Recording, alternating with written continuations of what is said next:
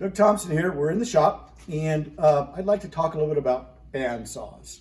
This is a Milwaukee deep cut band saw. It'll cross cut a 4-inch tube, maybe a little bit more, but safely to do that. So this is a wonderful tool for doing cross cutting either in the shop or in the field. But in my shop, I've taken this same band saw, the deep cut band saw, and I've made it into a completely different thing. So this is a Milwaukee bandsaw with a nice stand, and I've modified it to not only crosscut, but to rip. So the distance between here and the very edge of the body of the tool is about 2.5 inches. So I could take a piece of flat bar 5 inches wide and I can rip it down the middle. I had a project where I had to take some 3/8 by 5 flat bar and rip a taper in it for a door project. It was 8 feet long, and I was able to do it with this bandsaw and this bearing block configuration. The most important thing that I've done with this bandsaw is I've changed the bearing block. This is the original bearing block, and there's one below it. So specifically to turn this into a ripping saw, I had to take the original bearing block, which was attached to these 2 screws, and I made a bracket such that these 2 bearings hold the blade kind of in this direction right here, going like that as much as I could. And then below, I did the same thing. The original bearing block, which was bolted here, these 2 screws, I put it on this plate, so the plate itself is screwed into the original bearing block holes, and then the bearing block is lifted a little bit so that I can connect it to this plate. The lower bracket holds the bearing block and the table.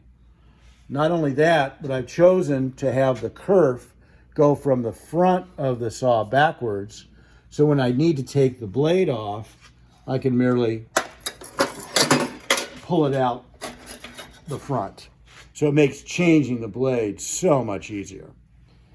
So the first thing that one has to do is attach the tool to some type of a tower and connection assembly. So I try to use the hard points on the tool, the strong parts of the tool that are strengthened and will handle all the vibrational load and everything like that. So there are 2 points of attachment down here on the bottom of this specific bandsaw.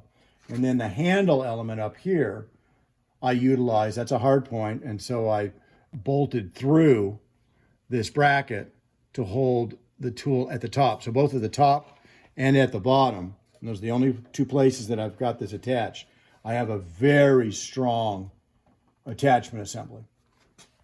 So starting from the tray, I've used a heavy piece of sheet metal, and I've welded, so this is a piece of 1x3 tubing, 18 inches tall, I've capped it. On the front end, I've welded an angle iron piece at the specific angle to receive the bandsaw. And then I've reinforced that tower with this piece of angle iron. It bridges across the sides of the tray, and then I've got a nice strong weld there to stiffen up the tower. And then over on this side, I've merely taken a piece of plate and I've cut it in such a way, it's kind of a triangle that it has a little part extended. So this plate is welded to the base, and then I've got 2 holes in this plate that screw through into the hard points of the tool.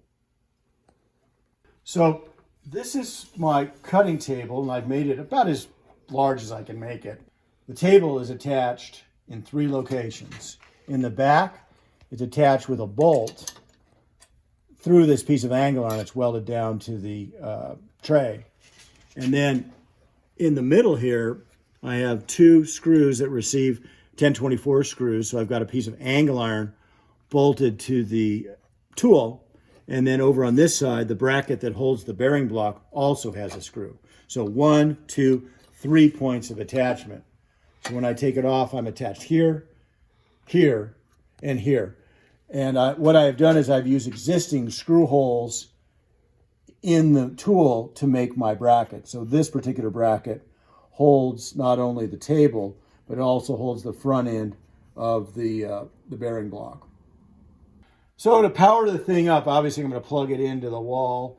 But what I did is I took some tape and I just taped the trigger and then some wire over the tape to hold the trigger down. I then ran the tool's cord into a plug that's connected to this foot switch. So the foot switch plugs into the outlet, the tool plugs into the back end of that plug so that when I push on the foot pedal, it's always ready to go. Anyways, I use this all the time, and for me it's been a really handy modification.